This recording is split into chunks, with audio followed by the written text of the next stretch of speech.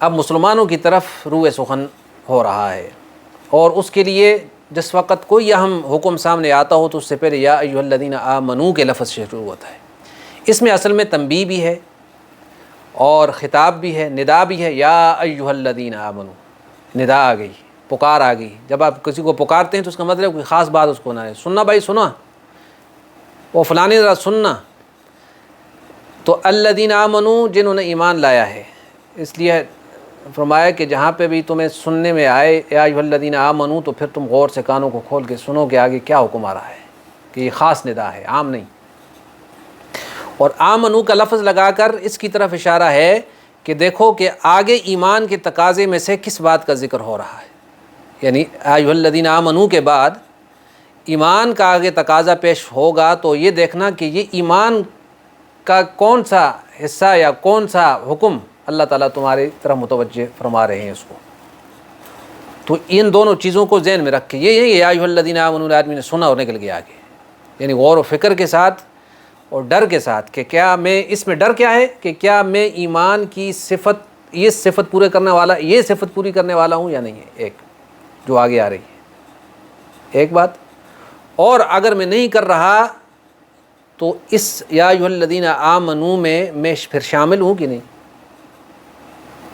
کیونکہ جو ایمان کا تقاضا ہے اتنی بڑی ندا کے ساتھ اللہ نے پکارا ہے، اگر وہ میں پوری نہیں کر رہا تو کہیں میں اس ایمان والی صفت سے خالی تو نہیں ہوں۔ تو اس میں یعنی چند چیزیں آ گئی، ندا بھی آ گئی، پھر اس کی طرف توجہ بھی آ گئی جو حکم آ رہا ہے، اور اس گروہ میں شامل ہے آدمی کہ نہیں، اس کے عمل سے اس کو دیکھا جائے گا، صرف ٹائٹل لگانے سے نہیں ہوگا۔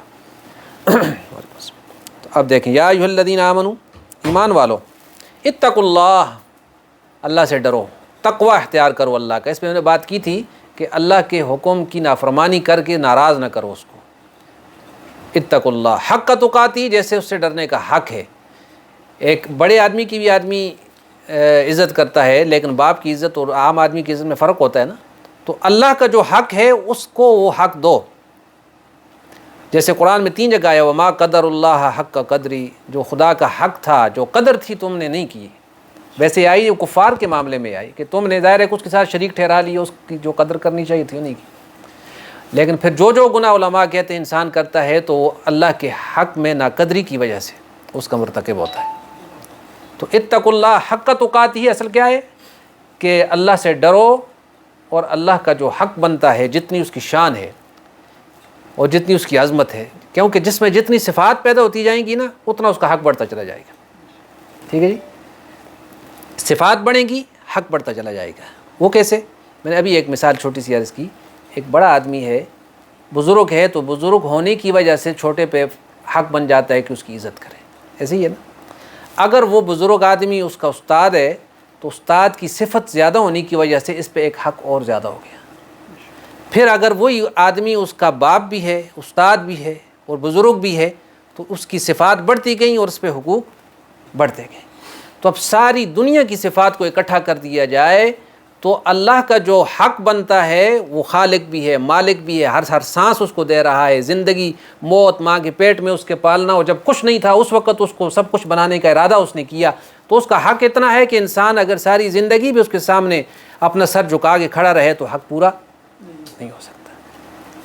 جو ظاہری دنیا میں انسان کو لانے کا ذریعہ بنتا ہے والدین ہوتے ہیں، تو فرمایا کہ اگر تو ماں کے جو ہے نا ساری زندگی جو ہے وہ سر پہ اٹھا کے، پھر جیسے حضرت عبداللہ بن عمر نے فرمایا تھا کہ حج کرا اس کو، تو نے اس کی ایک رات میں جو اس تیرے لیے جاگی پریشان ہوئی اس کا حق ادا نہیں کیا۔ کیوں؟ کہ وہ ظاہری سبب بنی دنیا میں لانے کا، تو جو اللہ رب العالمین ہے، جو رب ہے، جو سبب کبھی سبب پیدا کرنے والا ہے، تو اس کا حق کہاں تک چلا جاتا ہے پھر۔ تو یہ ساری باتیں اس میں آئیں کہ حق تقاتہ ہی کا تمہیں ادراک ہو جائے۔ ولا تموتن، اور اس کی کیفیت یہ ہو کہ تم نہ مرنا، ہرگز نہ مرنا، الا وانتم مسلمون، مگر مسلمان ہو کر ہی مرنا، یہ حق تقاتی میں ہے۔ اور مسلمان ہو کر وہی مرتا ہے جس نے زندگی اسلام پہ گزاری ہو۔ ایکسیپشنل کیسز سے جدا بات ہے کہ انسان کی زندگی ادھر ادھر گزری اور پھر اللہ نے اس کو ہدایت دے دی، یہ علیحدہ بات ہے، لیکن عمومی جو اصول ہے وہ یہی ہے۔ آگے ایک واقعے کی طرف اشارہ ہے، اس کے پس منظر میں آیات اتری ہیں جو اگلی آیات اس میں آ رہی ہیں۔ گویا اللہ سے ڈرنے والا انسان دنیاوی معاملات میں اور دینی معاملات میں جب اللہ کا خوف اس کے سینے میں ہوگا تو اللہ کی مدد اس کے ساتھ شامل ہو جائے گی اور اس کا نقصان کوئی نہیں کر سکے گا۔ وَاعْتَصِمُوا بِحَبْلِ اللَّهِ جَمِيعًا، اور اس کے ڈرنے میں یہ بھی ہے کہ اور تم مضبوطی سے تھامے رہو اللہ کی رسی کو، جمیعاً سارے کے سارے، وَلَا تَفَرَّقُوا، اور تفرقہ مت کرنا، آپس میں پھوٹ مت ڈالنا، تفریق نہ کرنا۔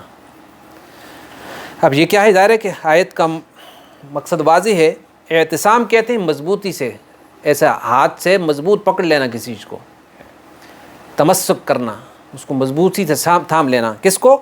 بحبل اللہ، یہاں پہ جو لفظ آیا ہے وہ حبل کا آیا ہے۔ حبل ویسے رسی کو کہتے ہیں، اللہ کی رسی۔ یہ اللہ کی رسی سے یہاں کیا مراد ہے؟ جی ظاہر ہے اس کی تفسیر میں بہت سی تفاسیر جو ہیں حدیث میں آپ کو ملیں گی اور بزرگان دین کے اقوال میں ملیں گی، لیکن 3 تفسیریں جو ہیں سب سے زیادہ تو تفسیر کی گئی ہے قرآن مجید سے۔ حبل اللہ کیا ہے؟ یہ اللہ کا قرآن جو ہے، یہ زمین میں یہ وہ رسی ہے، اور حدیث پاک کے الفاظ ہیں کہ ھذا کتاب اللہ حبل ممدود، یہ اللہ کی پھیلائی ہوئی رسی ہے جس کا ایک سرا انسانوں کے ہاتھوں میں اور دوسرا اللہ کے ہاتھ میں ہے۔ جو اس کے ساتھ جس کو مضبوط پکڑ لیتا ہے گویا وہ اللہ تک پہنچ جاتا ہے۔ ظاہر قرآن میں کیا ہے؟ وہی دین ہے، تو شریعت سے، اسلام سے اس کی تعبیر کی گئی، قرآن سے کی گئی۔ اور تیسرا تفرقہ نہ کرنے سے کی، جماعت کے ساتھ کی گئی۔ آدمی جماعت کے ساتھ جوڑ کے چلے، اپنی ڈیڈ اینٹ کی مسجد نہ بنائے، یعنی جماعت سے متفرق ہو کے نہ چلے۔ مسلمانوں کی جو جماعت ہے، اختلافات بھی ہوتے ہیں اس میں، لیکن علادہ جو ہے نا، اپنا علادہ نظام نہ بنائے، مسلمانوں کی جماعت سے جدا نہ ہو۔ تو جماعت، اسلام، اور اس سے زیادہ جو آیا ہے وہ قرآن مجید، کہ قرآن مجید یہ حبل اللہ المتین ہے، یہ مضبوط رسی ہے اللہ کی۔ جیسے حضرت علی رضی اللہ عنہ کی روایت میں ہے کہ آپ نبی اسلام نے ارشاد فرمایا کہ فتنے آئیں گے بہت زیادہ، تو حضرت علی نے یا رسول اللہ ان سے بچنے کا راستہ کیا ہوگا، کیسے بچا جائے ان سے؟ تو آپ نے فرمایا کہ ان سے بچنے کا راستہ وہ کتاب اللہ ہے۔ کتاب اللہ ہے کہ فیہ نبأ ما قبلکم، اس میں خبریں ہیں جو تم سے، اس میں ان لوگوں کے قصے ہیں جو تم سے پہلے گزر گئے۔ وخبر ما بعدکم، اور تمہارے بعد آنے والے قیامت تک جو حالات ہیں، بڑے بڑے انسان پہ احوال گزریں کہ جنت جہنم تک، اس کی خبریں ہیں اس میں۔ اور جو تمہارے لیے حکم ہیں وہ اس میں موجود ہیں۔ تو جس نے اس حبل اللہ المتین کو پکڑ لیا وہ سیو ہو گیا۔ ظاہر ہے کہ دیکھیں ایک تکلیف دہ راستہ ہوتا ہے، آپ نے دیکھا ہوگا کہ پہاڑی علاقوں میں جہاں پہ پانی کے اوپر اگر کوئی پل نہیں ہے، کچھ نہیں ہے، تو رسا لوگوں نے ادھر سے ادھر ڈالا ہوتا ہے، تو ادھر بھی تکلیف، نیچے بھی تکلیف ہے، دائیں بائیں بھی تکلیف ہے، تو جتنا مضبوطی سے اس کو تھام کے چلے گا وہ یہ ایک ہی چیز ہوتی ہے جو اس کو دوسرے کنارے تک پہنچاتی ہے۔ ذرا بھی اگر اس کے ساتھ اس نے غلطی کرنے کی کوشش کی یا اس کو ڈھیلا چھوڑ دیا تو دور جا گرے گا۔ تو آج اس دنیا میں جو پھیلے ہوئے نظام ہیں، جو تکلیفیں ہیں اور جو خدا سے دوری کے اسباب ہیں، وہ اتنے ہیں کہ اگر خدا کی اس رسی کو، قرآن کو، انسان نے ذرا بھی ڈھیلا چھوڑ دیا تو ادھر ادھر کی ہوائیں اس کو دور پھینک دیتی ہیں، اس کا پتہ بھی نہیں چلتا کہ کہاں گیا۔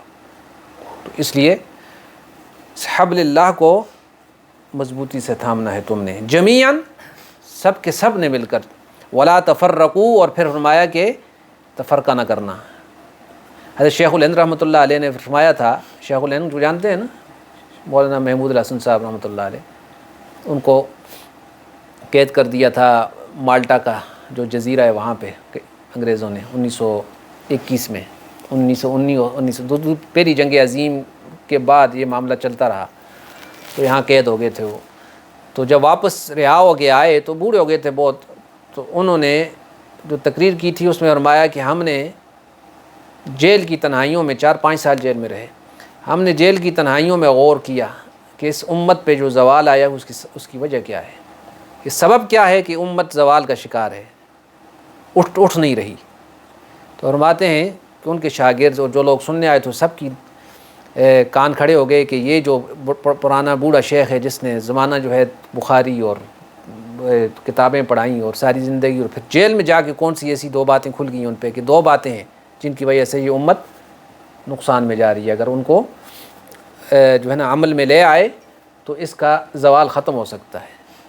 پہلی بات انہوں نے یہ فرمائی کہ اس امت کی تباہی کا سبب کتاب اللہ سے روگردانی ہے، کہ خدا کی کتاب کے ساتھ ان کا تعلق جو ہے بھی وہ واجبی سے تعلق ہے۔ دیکھیں آپ باہر نہ جائیں، میں اور آپ ذرا غور کریں کہ اس قرآن سے ہمارا کیسا تعلق ہے۔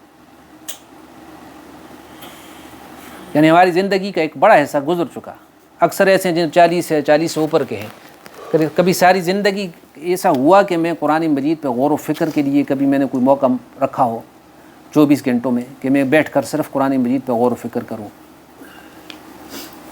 اور اس میں اپنی ہدایت ڈھونڈوں۔ دنیا جان کا لٹریچر پڑھا انسان نے، مشرق و مغرب کے فلسفے پڑھے، لیکن اس کو جو فلسفہ خدا نے دیا تھا، جو ہدایت خدا نے دی تھی، اس پہ کتنا غور کیا اس نے، اور اس میں اپنے مسئلے کا حل کتنے ڈھونڈا اس کو۔ روٹین کا پڑھنا اور ہے کہ جی تلاوت کر دی، ٹھیک ہے، اس کا ثواب ملے گا، ثواب کی نیت سے کسی نہ کسی درجے میں پڑھ لیا ہم۔ ہدایت کے لیے ثواب سے اگلا درجہ ہدایت کے لیے کیا پڑھا، اپنی اولاد کے لیے اس کو کتنا سیکھنے یا سکھانے کی کوشش کی۔ ہمارا حال یہ ہے کہ ابھی تک زندگی کے اتنے سال گزرنے کے باوجود لفظ صحیح پڑھنے نہیں آتے، معنی کو تو چھوڑیں، اور جماعتوں میں بھی چلتے ہیں لوگ، لیکن وہاں بھی 10 صورتوں سے آگے جو ہے نا ممنوع ہے، وہاں پہ بھی سیدھی بات تو یہ ہے نا جی۔ الم تری کیفا سے آگے میں نے کبھی نہیں سنی،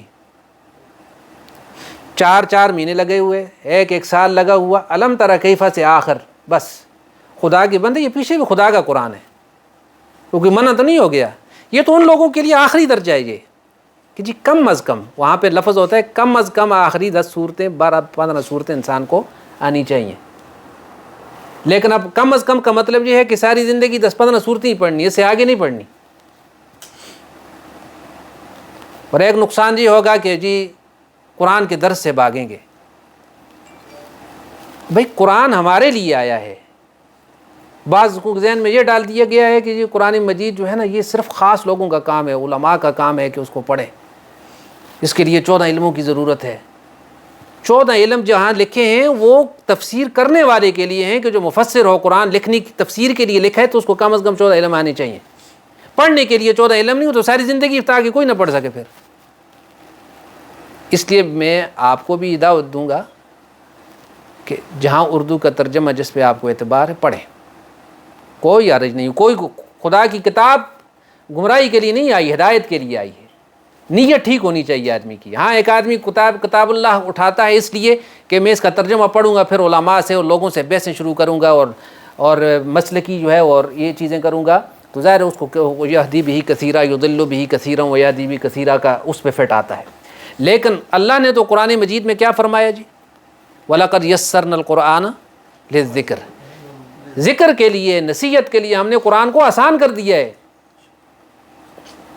یہ بھی نہیں فرمایا کس طبقے کے لیے، سب کے لیے آسان کر دیا۔ وَلَقَدْ يَسَّرْنَا الْقُرْآنَ لِلذِّكْرِ فَهَلْ مِن مُدَّكِرٍ، پھر کوئی نصیحت حاصل کرنے والا ہے؟ نصیحت حاصل کرنے والا کہتے ہیں جی نہیں، یہ علماء کا کام ہے، یہ نصیحت صرف علماء کے طبقے کا کام نہیں، تبلیغیوں کے طبقے کا کام نہیں، ہر مسلمان کا کام ہے کہ نصیحت حاصل کرے اس سے۔ فذکر بالقرآن من یخاف وعید، جو وعید سے ڈرتا ہو اس کو قرآن کے ذریعے آپ ڈراوا دلائیں، اس کو ڈرائیں قرآن کے ذریعے۔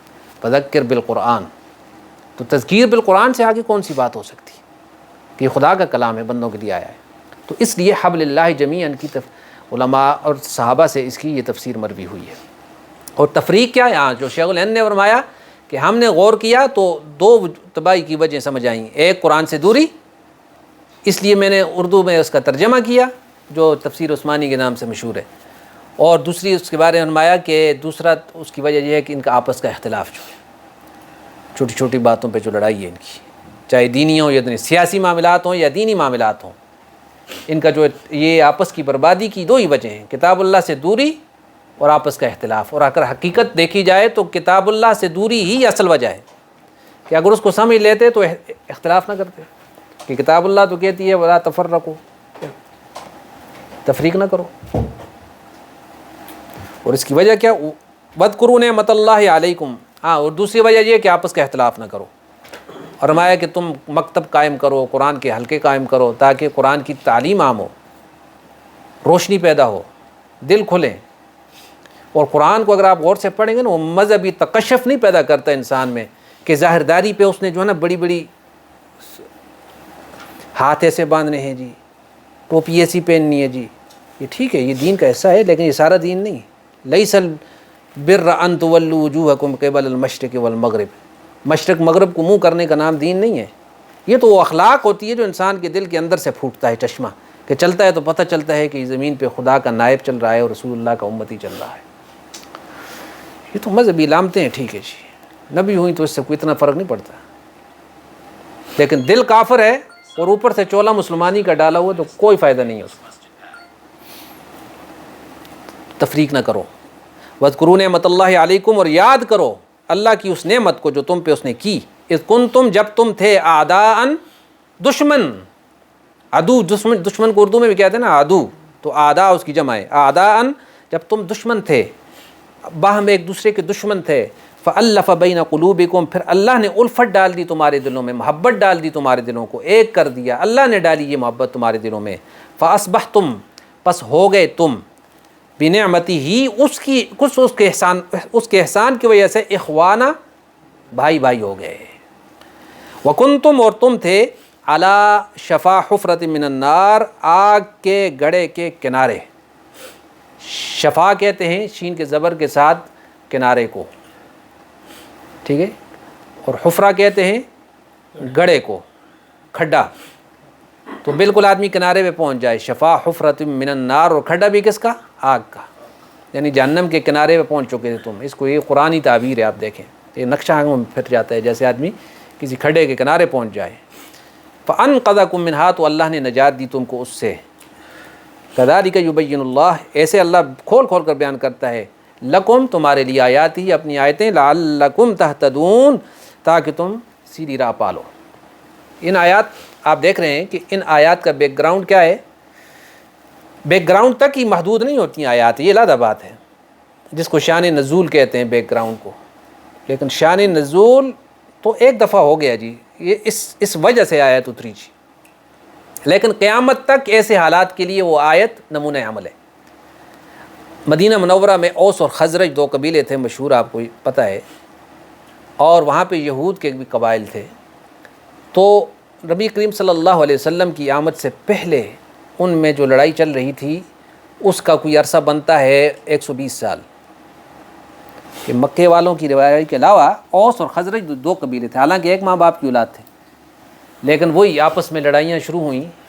تو اس لڑائی پر جو آخری لڑائی ہوئی، جو پہلی لڑائی اس سے لے کر آخری لڑائی نبی صلی اللہ علیہ وسلم کی آمد سے، مدینہ آمد سے کوئی 4-5 سال پہلے ان کی لڑائی ہوئی، جنگ بعاث اس کو کہتے ہیں، باغ کی پیش کے ساتھ، جو آخری لڑائی، یہ سلسلہ ہے، یعنی سیریز آف بیٹل ہے، کبھی وہ مارتے تھے، کبھی اوس والے اور کبھی خزرج والے، اور وجہ بھی کوئی اتنی خاص نہیں تھی، باہر کا ایک آدمی آیا اور محلہ بنی عبد عوف جو ہے قباء ہے جہاں پہ مسجد قباء بنی ہوئی ہے، یہ ایک محلہ تھا، تو وہاں آ کے رہ گیا، تو وہاں کا جو سردار تھا اس کے ساتھ اس نے کہا کہ جی میں تمہاری پناہ میں آتا ہوں، آؤ جی، رہنے لگا۔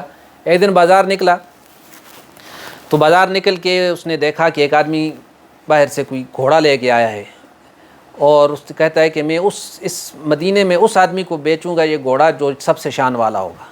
تو کسی نے کہا وہ فلانا آدمی سب سے زیادہ اونچی شان والا ہے، وہ فلانا بڑی عزت والا ہے۔ تو اس نے کہا کہ جو میرا حلیف ہے، جو میرا جس کے پاس میں ٹھہرا ہوا ہوں، اس کا نام تھا مالک، تو مالک سب سے اونچی شان والا ہے، جن کے یہ نام لیتے ہیں تو وہ کچھ نہیں ہے۔ تو اوس کے، یہ قبیلہ اوس کا تھا، تو خزرج والوں نے سنا تو انہوں نے کہا کہ ہمارا جو سردار ہے وہ کیوں نہیں ہے سب سے اونچا، بس اتنی بات تھی، اس سے تو کار ہوئی، اور کسی موقع پر بازار میں ہی اس نے قتل کر دیا اس کو، وہ جو باہر کا آدمی تھا جس نے کہا تھا ہمارا سردار سب سے بڑا ہے۔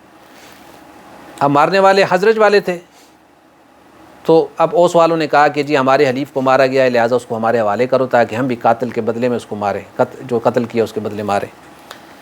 تو یہاں سے لڑائی شروع ہوئی، حالانکہ کوئی وجہ نہیں تھی، یہ ایسی لڑائیاں ہیں نا جو گاؤں میں ہو جاتی ہیں، جو دیہاتوں میں لوگ لڑتے ہیں، نالیوں پہ لڑتے ہیں، بنوں پہ لڑتے ہیں، تروں پہ لڑتے ہیں، ہوتا ہے نا، آپ دیکھتے ہیں قتل مقاتل تک چلی جاتی ہے. تمہاری گائے میرے کھیت میں کیسے آ گئی، تمہاری گاڑی کا ٹائر ادھر سے کیوں آیا، یہ ہوتا ہے. تو یہ جنگ وہاں سے شروع ہوئی اور پھر چلی ہے نبی کریم صلی اللہ علیہ وسلم کی آمد مدینہ میں آنے سے 4 یا 5 سال پہلے تک. ان مختلف نام ہیں ان جنگوں کے، اور آخری جو جنگ ہے اس کا نام کیا بتایا میں نے، جنگ بعاث. تو جنگ بعاث تک جو ہے نا بڑے قتل مقاتل ہوئے، کتنے ہی آدمی مارے گئے ان کے، اور جو ہے نا ایک نسل ختم ہو جاتی تھی تو دوسری نسل اس کو بتاتی تھی کہ فلانے کے ساتھ ہماری لڑائی ہوئی تھی تو اس نے ہمارے آدمی اتنے مارے تھے، ہم نے اس کے مارے تھے. تو ظاہر ہے کوئی دشمنی اور آگ اور لاوا تو پکتا رہتا تھا، اور لڑائیاں ہوتی. اور کیا کرتے تھے یہود جو تھے وہ اس آگ کو تیز کرتے رہتے تھے، ان دونوں کو لڑاتے تھے. وہ کمزور ہوتے تھے، جو یہود کا پرانا طریقہ ہے کہ 2 قوموں کو لڑاؤ، ان پہ اسلحہ بھی بانٹو، ایک کے حلیف ہو جاؤ، دوسرے کو کمزور کرو، اور پھر جو ہے نا اپنی شرائط پہ صلح بھی کرا دو، پیسے بھی لے لو صلح کرنے کے. مدینہ والوں کا یہ مذہب کون سا تھا؟ مشرک تھے؟ مشرک ہی تھے نا، مشرک تھے، یعنی مشرک تھے. لیکن یہ ہے کہ مکے والوں کی طرح کوئی سخت قسم کے مشرک نہیں تھے وہ، کیونکہ ان میں یہودیوں کی وجہ سے تھوڑی سی، کیونکہ یہودی اہل کتاب تھے لیکن تھے مشرک. اس کی وجہ یہ تھی کہ جب کوئی مشکل آتی تھی تو یہودی ان کو کہتے تھے کہ ٹائم آنے والا ہے، اللہ ایک نبی آئے گا تو پھر دیکھو ہم، کبھی یہ اکٹھے ہو جاتے تھے نا کبھی، تو پھر ہم جو ہے نا اس کے ساتھ ہو کے تمہارا جو ہے نا تیا پانچا کریں گے. تو تھے مشرک، کیونکہ اسلام کی روشنی تو تھی ہی نہیں، کوئی نام ہی نہیں تھا. لیکن مکہ والوں سے اس لحاظ سے بہتر تھے کہ مکہ والے جو ہیں وہ تو بڑے سخت تھے، اور ان کو یہودیوں کی وجہ سے کوئی آسمانی کتابوں کا کچھ نہ کچھ تذکرہ ہوتا رہتا تھا، لیکن تھے بہرحال مشرکین تھے یہ بھی. تو نبی صلی اللہ علیہ وسلم کا جو بیعت عقبہ اولیٰ ہے اس میں کتنے آدمی تھے جو مکہ میں آ کر بیعت کی تھی مدینہ والوں نے؟ 5 یا 6 آدمی تھے. ان کو نبی اسلام نے واپس بھیجا، اور اگلے سال 12 نقیب بنائے ان کو، 12. اور انہوں نے بھی یہ بات کی کہ یا رسول اللہ ہماری لڑائیاں ہوتی رہتی ہیں، ان کا کیا ہوگا. اور یہ جو عبداللہ بن ابی ہے یہ خزرج کا سردار تھا، منافقین کا بڑا سردار شمار ہوتا تھا. اور اوس کے سردار تھے سعد بن عبادہ رضی اللہ عنہ، بڑے مشہور صحابی ہیں. اور پھر ان کی یہود کے ساتھ بھی دوستیاں بھی تھیں اور دشمنیاں بھی تھیں، آپس میں تو دشمنی تھی ہی تھی، اپنے اپنے علاقے بانٹے ہوئے تھے، کوئی ادھر نہ آئے ادھر نہ آئے، نو گو کیا کہتے ہیں نا، نو گو ایریا بنایا ہوا تھا. اللہ کے رسول صلی اللہ علیہ وسلم جب آ گئے تو ظاہر ہے کہ اسلام آ گیا. اسلام آیا تو اس نے کفر کی ساری گندگی کو دھو دیا، اور مسلمان شیر و شکر ہو گئے، اور خزرج کی بات ہی ختم ہو گئی. مکہ والے جو تھے ان کا نبی اسلام نے مواخات کا رشتہ قائم کیا کہ ایک مکے والا ایک مدینے والا بھائی بنا دیا. اور جب مدینے میں سے اور کوئی نہیں بچا تو فرمایا کہ میں اور علی بھائی ہیں رضی اللہ عنہ. اور صحابہ کو آپس میں بھائی چارہ ان کا قائم کیا، جس کو مواخات کہتے ہیں مشہور. تو یہ سب کچھ دیکھ کر یہودیوں کو بڑی تکلیف تھی کہ یہ کیا ہو گیا ہے، حالات بدل گئے ہیں. تو آرام سے مسلمان بھی سارے اکٹھے، اوس و خزرج کے قصے ختم ہو گئے تھے، سب اکٹھے رہ رہے تھے کہ ایک شماس نام کا ایک بوڑھا یہودی تھا، اندھا بھی تھا.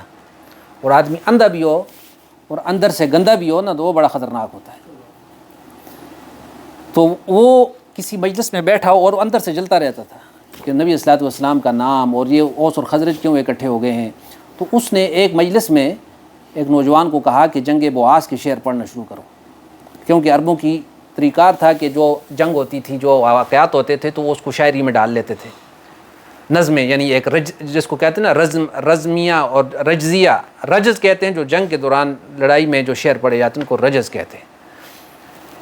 تو ایسے شعر جو تھے ان کو یاد بھی ہوتے تھے، حافظے بھی اچھے ہوتے تھے. تو اس نے پڑھنا شروع کیے جی. اب جو پڑھنا شروع کیا تو کسی کے باپ دادے کا نام آیا اور کسی کا کہ فلانا مارا گیا، فلانا مقہور ہوا، فلانا قتل ہوا، فلانا ذل ہوا، ہم جو ہے غالب آئے، ہم نے فلاں دن میں ایسے ان کی بستیوں کو روندا. تو وہ آگ بھڑکنا شروع ہو. قبیلے جو بیٹھے ہوئے تھے ان کے درمیان نفرت جو ہے نا اسی وقت چنگاری پھیلنا، کیونکہ فطرت ہے انسان کی. اتنی بڑی یہ بات کہ جو دو طرف جو 2 آدمی تھے، اب نام بھول گیا میں ان کا، ایک نے کہا کہ نکلو اوس والو، اور دوسرے سے خزرج والوں نے کہا نکلو اپنے ہتھیار لے کر اور اپنی جو ہے نا پچھلے مرے ہوئوں کا بدلہ لو. یعنی وہ دشمنی کی آگ بڑک گئی. وہ بالکل تیار ہو کے انہوں نے جگہ بھی متعین کر دی کہ وہ حرہ جس کو کہتے ہیں جلی ہوئی پہاڑیاں یہاں پہ، وہاں پہنچو لڑائی کے لیے۔ تو نبی صلی اللہ علیہ وسلم کو کسی نے آ کر اطلاع دی کہ یا رسول اللہ یہ تھوڑا درمیان میں رکاوٹ بن رہا ہے، اس کو تھوڑا نیچے کر لیتے ہیں۔ یا رسول اللہ آگ بھڑکنے والی ہے۔ تو آپ صلی اللہ علیہ وسلم بڑی تیزی سے چل کر وہاں پہنچے اور دیکھا کہ لوگ لڑائی کے لیے تیار ہیں، تو آپ کو دیکھ کر رک کے ظاہر ہے۔ تو آپ صلی اللہ علیہ وسلم نے فرمایا کہ تم بھول گئے کہ اللہ تعالیٰ نے تم پر میری وجہ سے احسان کیا، دین کی وجہ سے احسان کیا، اور تم بھائی بن کے اور بھائی بننے کے بعد پھر ایک دوسرے پر تم نے تلواریں اٹھا لی۔ اب ان کو تھوڑا سا احساس ہوا کہ یہ کیا ہوا نا۔ اب شیطان جب ہٹا اور رسول اللہ صلی اللہ علیہ وسلم کی آمد اور آپ کی باتوں سے ان کو احساس ہوا، تو احساس ہوتے ہی پھر اپنی تلواریں اور اپنے اسلحے پھینک کر ندامت کے ساتھ دوڑے اور نبی اسلام کے قدموں میں گرے، یا رسول اللہ ہمیں معاف فرما دیں، ہم سے غلطی ہوگی۔ آپ صلی اللہ علیہ وسلم نے فرمایا کہ تم تو پھر اپنے وہ پرانے جو ہے نا ہدایت آنے کے بعد پھر تم نے کیا کام شروع کر رکھا ہے، کس طرف چل پڑے ہو تم؟ تو پھر ایک دوسرے ساتھ ملے، روئے اور کہا یا رسول اللہ غلطی ہو گئی، ہمیں پتہ نہیں چلا کہ کیا ہوا۔ تو اس موقع پر یہ آیات اتری، اور اس ساتھ میں وَاذْكُرُوا نِعْمَتَ اللَّهِ عَلَيْكُمْ، یاد کرو اللہ کی اس نعمت کو جو اللہ کی نبی کی طرز میں، ان کی شکل میں تم پہ اتری، قرآن کی شکل میں، وحی کی شکل میں۔ اذ کنتم اعداء، جب تم دشمن تھے، وہ تمہاری دشمنی ختم نہیں ہوتی تھی۔ فألف بین قلوبکم، پھر اللہ نے تمہارے دلوں میں الفت ڈال دی۔ الفت کون ڈالے گا بھائی؟ اللہ ڈالے گا۔ اور کب ڈالے گا؟ جب اللہ کی آدمی مانے گا تو اللہ تعالیٰ انسانوں کے دلوں کو پلٹ دے گا۔ سورۃ الانفال میں بھی اس سے ملتی جلتی آیت یہ کہ وألف بین قلوبہم، پھر اللہ نے الفت ڈال دی ان کے دلوں میں۔ لو انفقت ما فی الارض جمیعا، اگر ساری زمین کا مال بھی آپ خرچ کر لیتے، لو انفقت ما فی الارض جمیعا ما الف بین قلوبہم، تو پھر بھی آپ ان کے دلوں میں جوڑ نہیں پیدا کر سکتے تھے۔ ولکن اللہ الف بینہم، یہ اللہ ہے جس نے ان کے دلوں کی تالیف کر دی اور ان کو جوڑ دی۔ اب بھی انسان اگر چاہتے ہیں یہ جو اختلاف ہے اس کو ختم کرنا چاہتے ہیں، تو کتاب اللہ یہ وہ رسی ہے کہ اس کو پکڑے ایک، اور دوسرا رسول اللہ کی سیرت کو پڑھے کہ آپ کی زندگی میں ہی انسان کو نجات ملے گی۔ اچھا، تو یہودیوں کا یہ جو وار تھا وہ ناکام ہوا، لیکن اس کے پیچھے جو ہے نا شر سے کوئی خیر نکلتی ہے، تو یہ آیات اتریں، اور قیامت تک آنے والے مسلمانوں کو گویا اس میں پیغام دیا گیا کہ جو تم میں مذہبی اعتبار سے یا تمہیں علاقائی نام سے یا کسی مسلکی نام سے تمہیں اگر آپس میں لڑاتا ہے، تو سمجھ لو کہ یہ شیطان کا بھائی ہے، اور اس کی ڈانٹے جو ہے جا کر یہودیوں سے ملتے ہیں، کیونکہ یہ تفریق بین المسلمین سب سے بڑا اور خطرناک فتنہ ہے۔ اس کی وجہ سے ملکوں کے ملک چلے گئے ہاتھوں سے۔ آپ دیکھیں آج بھی امت کے درمیان جو فتنہ ہے اس کی دو ہی وجہ ہیں، ایک تو ایک مسلکی اختلاف ہے، چھوٹی چھوٹی باتوں کو لے کر، اور آپ دیکھیں کہ علماء کی ایک جماعت کھڑی ہے اور ان کے منہ سے دھواں دار تقریریں نکل رہی ہیں جی، اور دوسرے کو کافر اور ظالم اور جہنمی، اور اپنوں کو جو ہے نا سیدھا جنتی اور فلانا، اور یہ سنتے ہیں آپ۔ اور دوسرا سیاسی اختلاف ہے، لوگ سیاسی اختلاف کے لیے مذہب کو بھی استعمال کر رہے ہیں، اور مذہب کے لیے سیاست کو استعمال کر رہے ہیں، اور امت کو تفریق اور لڑائی میں انہوں نے لگایا ہوا ہے۔ یہ سارے کے سارے خدا کے اور اس امت کے دشمن لوگ ہیں، ان سے بچ کے رہیں۔ اس لیے میں کہتا رہتا ہوں کہ جماعتوں سے اپنے آپ کو دور رکھیں۔ ہماری ایک ہی جماعت ہے جس کا نام ہے امت مسلمہ، بس۔ جماعتیں جہاں بھی آپ جماعت کی بات کریں گے تو وہاں پر افتراق پیدا ہو جائے گا، انتشار پیدا ہو جائے گا۔ جماعت ایک ہی ہے، وہ ہے امت مسلمہ۔ وہ جو انتشار کی بات کرتا ہے، امت میں کوئی لفظ ایسا بولتا ہے جس سے افتراق پیدا ہو، وہ خدا کا دشمن ہے۔ اس کو چاہیے وَاذْكُرُوا نِعْمَتَ اللَّهِ عَلَيْكُمْ إِذْ كُنتُمْ أَعْدَاءً۔ اس سے بڑھ کر دیکھیں، اس یہودی نے مسلمانوں کی دو جماعتوں کو بالکل مروانے پر تیار کر لیا تھا۔ اس قسم کے کریکٹر آپ دیکھتے ہیں کہ گاؤں میں، شہروں میں، دیہاتوں میں، سیاسی سطح پر، مسلکی سطح پر بھی آپ کو لگتے ہیں۔ ایسے مولویوں کو میں جانتا ہوں جن کی زبان کی وجہ سے 4 آدمی قتل ہوئے۔ کیا وہ کل قیامت کو خدا کو یہ کہے گا کہ میں نے دین کے لیے لوگوں کو مروایا؟ اچھا، پھر میں نے یہ بات کیوں کی دوبارہ؟ اس لیے کہ آپ دیکھیں کہ دیہاتوں میں، شہروں میں، خاندانوں میں کچھ لوگ ایسے ہوتے ہیں کہ جن کا کام ہی لگائی بجائی ہوتا ہے۔ مثلا کوئی واقعہ کسی کے ساتھ ہو گیا، فار ایگزامپل، اللہ نہ کرے کسی کی کوئی عزت کا واقعہ ہو گیا یا کچھ ہو گیا، اب لوگ کیا کرتے ہیں، وہ بڑا بغیرت ہے جی، فلانا ہو گیا تھا، یہ جو اس قسم کی باتیں کرتے ہیں، اور وہ پھر کیا ہوتا ہے، وہ غیرت میں آگے قتل مقاتل تک بات چلی، ہوتا ہے ایسا نا. ایسا آدمی جو ہے نا ایسے منہ سے اس وقت اگر ضرورت ہے تو اس کے منہ پہ اتنا زور کا تھپڑ ماریں تاکہ اس کو اپنی نانی یاد آ جائے. کیونکہ ایک لفظ ایک آدمی نے مجھے سنائی، آج مجھے یاد آیا، یہاں پہ انڈسٹریل ایریا میں ہمارے دوست تھے کہ ایک بوڑھی عورت ہے، اس نے وہ پتھر توڑتے ہیں نا، وہاں پہ پتھر توڑ کے ان کو بیچتے تھے. تو آپ کو پتہ ہے گاؤں میں عورتیں بھی آتی جاتی ہیں، تو اس نے کیا کیا، وہ ایک عورت پانی لے کے آ رہی تھی، تو یہ آدمی اس نے وہ چھڑی لگا کے اس پتھر کو توڑ رہا تھا، وہ بڑی عمر کا آدمی تھا. اب وہ عورت اس نے کہا کہ پانی دے دو، اس کے مجھے پیاس لگی، اس نے پانی دیا. اور ایک اس قسم کا انسان نے کہا کہ جی فلانے تمہاری ماں جو تھی یا تمہاری بہن جو تھی وہ فلانے آدمی کے پاس کھڑی تھی. اس سے کہتا ہے کہ دو آدمی صرف اس بات پہ آنا کہ اس کی حقیقت ہی نہیں تھی، دو آدمی قتل ہو گئے.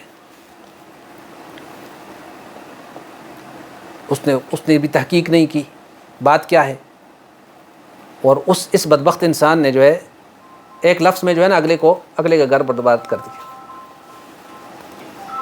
تو اپنے صفوں میں ایسے آدمی کو ڈھونڈے جو ایسا ہو، اعلان کر کے کہیں کہ یہ خبیث آدمی ہے، اس سے بچیں جی، یہ آدمی یہ غلط آدمی ہے، اس سے بچیں، اس کی زبان کا کوئی اعتبار نہیں ہے. یہ افتراق یہ جہنم کی نشانی ہے، اور اتحاد یہ اللہ کو مطلوب ہے مومنین کے درمیان. باقی جو علماء کے درمیان اختلاف ہوتا ہے مسائل کا، یہ اس سے مختلف چیز ہے. ٹھیک ہے، اس کا تعلق اور ہے کہ آپ اختلاف کو اختلاف تک رکھیں، یعنی وہ آپ اس کو نفاق اور آپس میں دوری کا ذریعہ نہ بنے. اختلاف رائے جس کو کہتے ہیں وہ تو ہر جگہ پہ ہوتا ہے، علماء حتیٰ کہ گھر میں بھی ہو جاتا ہے اختلاف رائے، لیکن اس کا یہ مطلب ہوتا ہے کہ ایک دوسرے سے قطع تعلق کر لے آدمی، یا ایک دوسرے کو جو ہے نا بالکل ہی اس سے یعنی اس کو اس کی حدود متعین کی ہے. اس وقت چونکہ ٹائم نہیں، اس پہ میں زیادہ بات نہیں کرتا. تو کنتم علی شفا کا کیا معنی بتایا جی؟ کنارہ، حفرہ کنارہ. اب تم یعنی یہ مسلمانوں کو بتایا جا رہا ہے کہ تم تو یہ دیکھو کہ تمہاری حالت یہ تھی کہ اگر اللہ کے رسول اللہ نہ بھیجتے تو تم تو آنکھ بند ہوتی ہی سیدھے آگ میں جاتے. تم پہ کتنا احسان کیا کہ تمہیں اس تکلیف سے بچا کر تمہیں کہاں ہدایت اور قرآن اور وحی سے آشنا کیا، اور پھر تم وہ جہالت کی باتیں کر رہے. فَأَنْقَذَكُم مِّنْهَا، تو تمہیں نجات دی، تم کو انقاذ کہتے ہیں نجات کو. كَذَلِكَ يُبَيِّنُ اللَّهُ لَكُمْ آيَاتِهِ لَعَلَّكُمْ تَهْتَدُونَ. ایسے ہی اللہ اپنی آیتوں کو کھول کر بیان کرتا ہے تاکہ تم ہدایت پاؤ. اسی پہ اکتفا کرتے ہیں کیونکہ ہمارا وقت جو ہے تقریباً پورا ہو گیا، ورنہ میرا خیال تھا کہ پورا ہو جاتا، کیونکہ آگے وَلْتَكُن مِّنكُمْ أُمَّةٌ يَدْعُونَ إِلَى الْخَيْرِ وَيَأْمُرُونَ بِالْمَعْرُوفِ. یہ آیت بھی تھوڑی سی تفصیل کی متقاضی ہوگی کہ ہم اس میں اگلے درس میں انشاءاللہ العزیز یدعون الی الخیر کیا ہے، یامرون بالمعروف کیا ہے، اور ینہون عن المنکر کیا ہے، اور اس کا پچھلی آیت کے ساتھ کیا تعلق ہے. صرف اتنی بات سمجھ لیں کہ اگر امت میں یدعون الی الخیر یعنی خیر کی طرف پکارنے والی جماعت باقی نہیں رہے گی تو 50 سال میں پچھلی ساری محنت ہے وہ ختم ہو جاتی ہے. یعنی اگر ایک جماعت نہیں ہے جو خیر کو لے کے چلنے والی ہو اور منکرات سے روکنے والی ہو، اگر ایسی جماعت نہیں ہوگی، کسی مجلس کسی خاندان میں نہیں ہوگی، کسی معاشرے میں نہیں ہوگی، 50 سال میں پچھلے جتنی بھی محنت کی ہو وہ ختم ہو جاتی ہے. اس پہ انشاءاللہ تفصیلی بحث اگلی بحث ہوگا. سبحان